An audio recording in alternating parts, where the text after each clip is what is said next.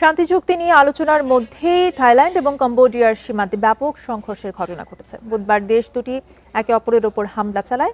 থাইল্যান্ডের স্বরাষ্ট্র মন্ত্রণালয় জানিয়েছে সীমান্ত প্রদেশ সিসাকেত এবং সুরিনে সংঘর্ষ হয়েছে। কম্বোডিয়া প্রথমে BM-21 রকেট দিয়ে হামলা চালিয়েছে।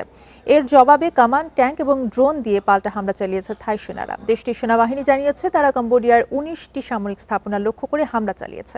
বুধবার বাক্কাত পাইলিন সীমান্ত ক্রসিংয়ে দুই দেশের প্রতিরক্ষা মন্ত্রী বৈঠকে বসেন। এর কয়েক ঘন্টা আগে এসব হামলার ঘটনা ঘটেছে।